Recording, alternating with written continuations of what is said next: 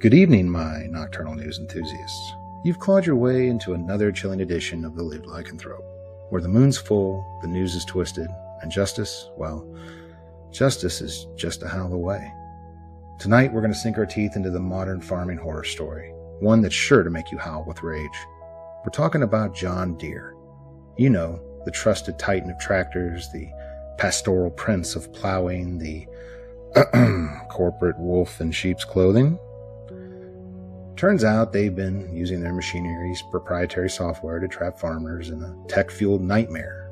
And no, I'm not just barking up the wrong tree here. Imagine this: you've spent hundreds of thousands of dollars on a shiny green workhorse only to discover, surprise, you don't actually own it. Oh no, you're just leasing the right to use it. Well, do you want to fix that busted tractor? Too bad. John Deere software won't let you. Want to bypass their exclusive repair services? Forget it, because even a simple tweak could void your warranty faster than you can say big agriculture monopoly. It's not just about tractors, folks, it's about control. They're sinking their claws into farmers' livelihoods, locking them into a system where the only escape is, well, there isn't one. And the worst part? Farmers around the globe are howling for help, but John Deere is sticking to their guns. Or should I say their golden chains. So grab your pitchforks and torches and let's take a moonlit stroll through the dark side of big agriculture. By the end of this tale, you'll be questioning just who is reaping what and why are the farmers the ones getting threshed. And if this story gets your first standing on in, make sure to like this video, share it with your pack, and hit the subscribe button for more late night truth howls. Don't forget to hit that bell so you never miss a full moon broadcast. Together, we'll sink our teeth into the stories they don't want you to hear. So without further ado, let's gnaw on this story and see what comes out. So, fellow and future pack members, I guess the first question, and honestly, in my opinion, the best question would be, can John Deere do this legally? Well, John Deere has argued that while customers own the physical equipment they purchase, they don't own the embedded software that's in said equipment.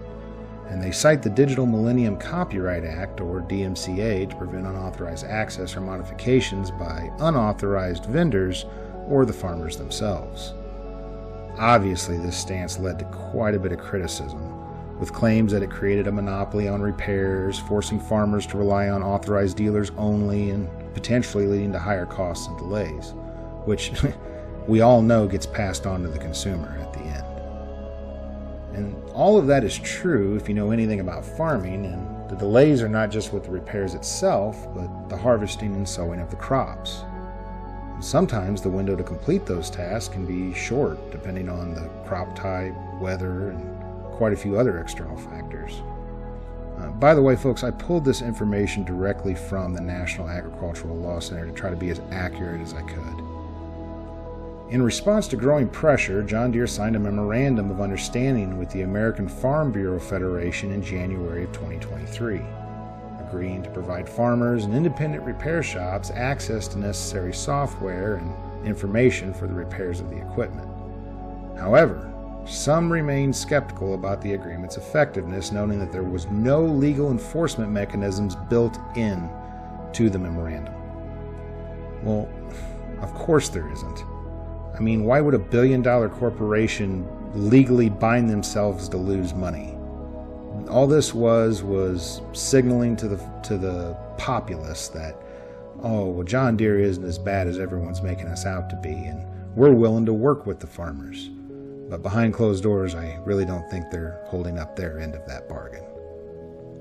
So in October of 24, U.S. Senator Elizabeth Warren, by the way, not a big fan of hers, but she expressed concerns that John Deere is not fulfilling its commitments to the right to repair agreement made with the American Farm Bureau Federation, or AFBF if you want to shorten it, in January of 23. Senator Warren's letter to John Deere's CEO, John May, accused the company of offering subpar tools and inadequate information, potentially violating the Clean Air Act by restricting repairs of its products and emission systems. So she highlighted that repair costs for agricultural equipment have nearly doubled over the past 2 decades. Wow. 20 years and it's doubled. With a 41% increase since 2020.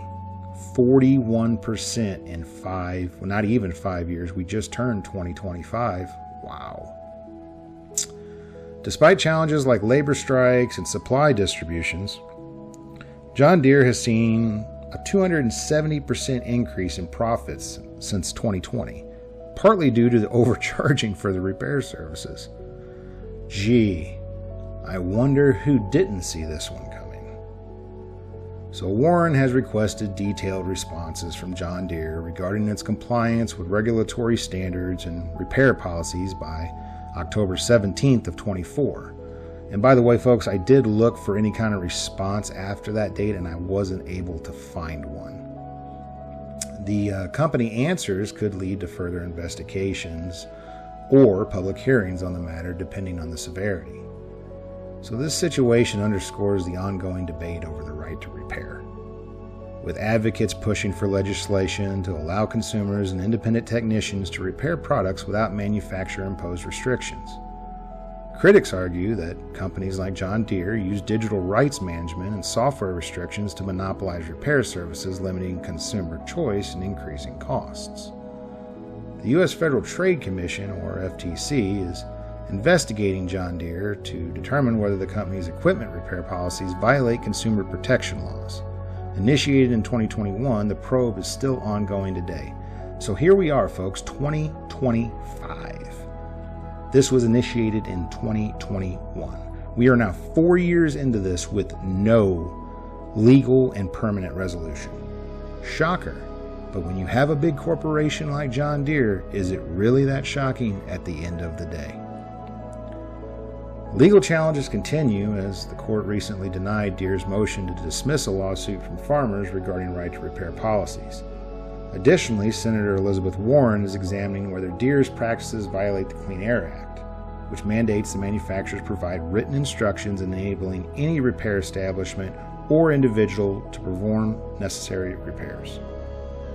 The FTC's investigation centers on potential violations of Section 5 of the Federal Trade Commission Act, which prohibits deceptive or unfair business practices, advocates for the right to repair movement view this development as a positive step forward, empowering farmers to maintain and repair their own equipment without undue restrictions. All in all, my furry guests, it's a shit show. And anybody that says that it isn't is outright lying or just denying the truth. That is literally slapping them in the face with a chair. But you know, it is kind of a mainstay story in American business that large corporations do these kind of shady things. And I would love to say that it's not a stereotype of American businesses, but I would also be lying if I said that.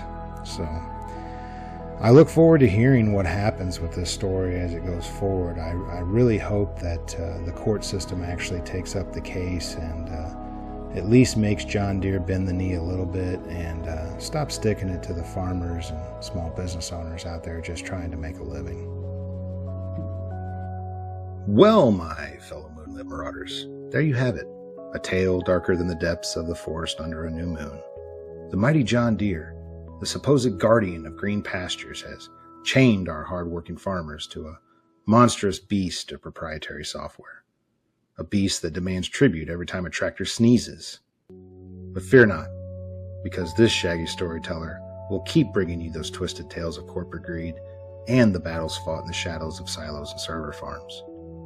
The wolves may not farm, but we sure as hell howl, and we can definitely sniff out when something stinks. Before you scurry off into the night, don't forget to harvest that like button, plow that subscribe button, and sow a comment down below. Are you team right to repair, or do you think corporations have the right to hog-tie their customers like cattle in a corral? I don't know. Tell me what you think in the comments.